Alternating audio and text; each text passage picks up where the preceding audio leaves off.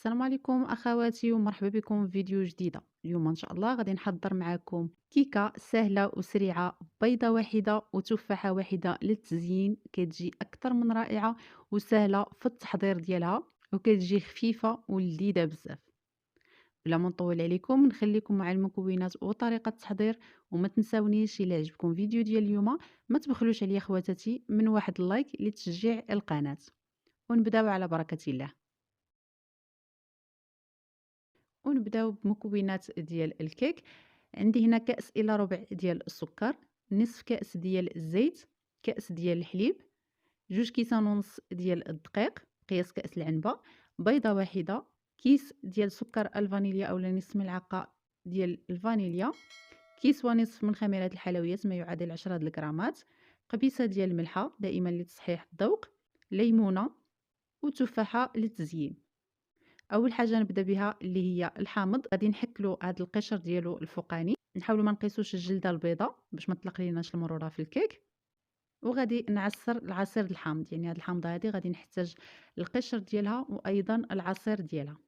بعد ما غادي نعصرها غادي نجيب واحد الكاس، غادي نوضع فيه كاس ديال الحليب اللي ذكرناه في الاول، وغادي نزيد عليه العصير ديال الحامض. بالنسبه لهاد الحامضه عطاتني ربع كاس، كيف ما شفتوا الحامضه راه ما كبيراش بزاف. غادي نزيد نضيفو على الحليب وغادي نحركو ونخليه على جنب. بعد ما غادي توضعوا الحامض غادي تشوفوا داك الحليب بحال اللي خسر ليكم. كي ما تخافوش، هكا كيعطي واحد النتيجه زوينه للكيك، كتعطي واحد الخفه، واحد الهشاشه وطعم زوين. غادي نجيب اناء غادي نوضع فيه البيض والسكر والفانيليا وقبيصه ديال الملحه. غادي نخلط كلشي مزيان حتى غادي نحس بهذا السكر داب معايا. عاد من بعد غادي نزيد نضيف قشور د الحامض ونزيد نضيف الزيت، وغادي ندمج شويه حتى غادي ندمجوا لي هاد المكونات. وعاد من بعد غادي نجيب الكأس ديال الحليب اللي ضفنا عليه ربع كأس ديال عصير د الحامض.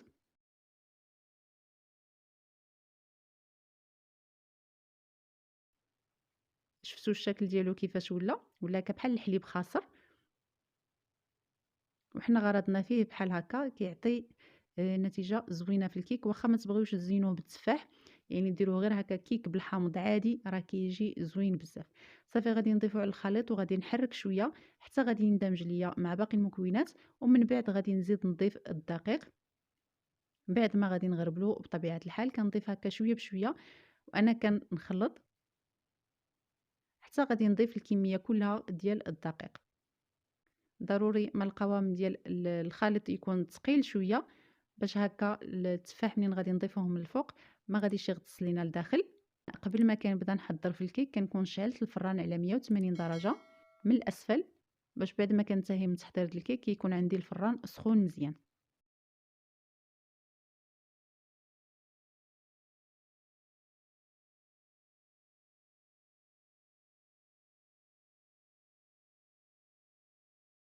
غادي نضيف الكميه ديال الدقيق اللي تبقات ليا وغادي نزيد نضيف معاها خميره الحلويات وغادي ندمج كلشي مزيان. هنا خليت واحد الملعقه في الزلافه، يعني باش نشوف القوام ديال الخليط واش مازال نزيد ديك الملعقه اولا صافي. يمكن تنقصوا واحد الملعقه اولا تزيدوا واحد الملعقه على حسب الحجم ديال البيض وعلى حسب حتى الحامض اللي درتو واش كبير اولا صغير. يعني دائما الدقيق كيختلف من نوعيه الاخرى، وايضا على حسب حجم ديال البيض، على حسب العصير ديال الحامض اللي ضفنا. المهم القوام ديال الخليط كيكون على هذا الشكل، كيكون ثقيل واحد شويه. وكما قلت لكم يمكن لكم انكم تزيدوا تحتاجوا واحد الملعقه اكثر اولا تنقصوا واحد الملعقه، يعني دائما ديك الملعقه الاخرى ما كتضيفوهاش حتى كتشوفوا القوام ديال الخليط. هذا هو القوام ديال الخليط اللي تحصلت عليه. صافي غادي نجيب المول اللي غادي نوضع فيه هذا الكيك هذا. عندي هنا مول ديال 26. انا بغيت الكيك يجيني هابط، ما يجيش الكيك عالي بزاف. الا بغيتوا الكيك يكون عالي كتقدروا ديروا ديال 24 اولا ديروا ديال 22، يعني كتجي كيكه اللي هي عاليه.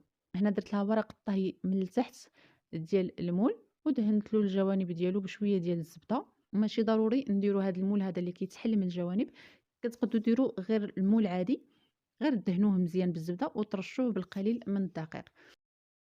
صافي غادي نجيب ديك التفاحه غادي نقسمها هكا على 4 وغادي نحيد لها القلب ديالها كيف ما موضح في الصوره.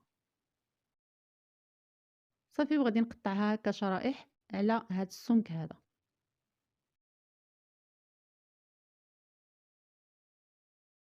صافي وغادي نزين بهم الوجه ديال الكيك كيف ما موضح في الصورة. وغادي ندير الطبقة الثانية بالعكس ديال الطبقة الأولى.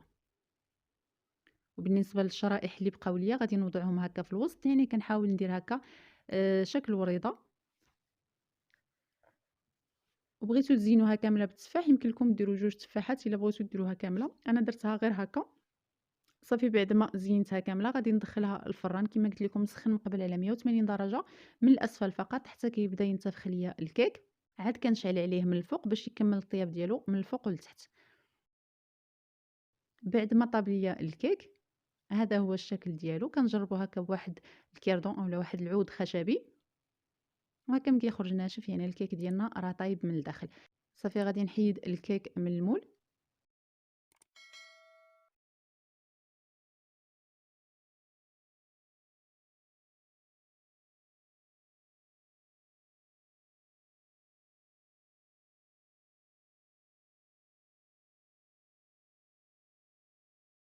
غادي ندهنو بشويه ديال المربى اولا دهنوه بالعسل ولا بالناباج على حسب المتوفر وعلى حسب الرغبه ديالكم. انا هنا دهنته بشويه ديال المربى، وغادي نجيب شويه ديال اللوز كونكاسي اولا ديروا كاوكاو اولا ديروا الكوك ولا ديروا داكشي اللي بغيتو اولا تحتفظوا به غير هكا. انا هنا درت هنا شويه ديال اللوز كونكاسي اللي حمرته واحد شويه، وغادي نوضعوه هكا في هاد المكان هذا اللي ما فيهش التفاح. يعني كتزيين وتزيين دائما كيبقى لكم الاختيار. وغادي نزيد هكا شويه في الوسط يعني هكا باش نعطيه هذا الشكل هذا ديال الوريضه. وهذا هو الشكل ديال الكيك بعد ما زينته كيجي على هذا الشكل. وغادي نقطع معكم باش تشوفوا الكيك كيفاش كيجي من الداخل. صراحه كيجي خفيف بزاف وكتجي فيه واحد الرائحه زوينه ديال الحامض، وكيجي خفيف وهشيش. ملي كنديروا الحليب مع الحامض كيعطينا واحد النتيجه زوينه ديال الكيك كيكون خفيف. كيف ما قلت لكم ما بغيتوش تزينوه بالتفاح يمكن لكم تحتفظوا به غير هكاك. كيك بالحامض كيجي زوين بزاف وكيجي خفيف وهشيش. نقطع معكم باش تشوفوها من الداخل عن قرب. كان هذا هو الفيديو ديال اليوم، كنتمنى انه ينال اعجابكم. وإلا عجبكم ما تبخلوش عليا باللايكات ديالكم والتشجيعات ديالكم، وتنضموا للقناه الا كنتم مازال ما انضميتوا ليها، وتفعلوا زر الجرس باش هكا توصلوا بكل ما هو جديد، وتبارطاجيو الفيديو مع الاهل والاحباب لتشجيع القناه. نبقى لي الا نقول لكم مع السلامه الى فيديو قادم ان شاء الله.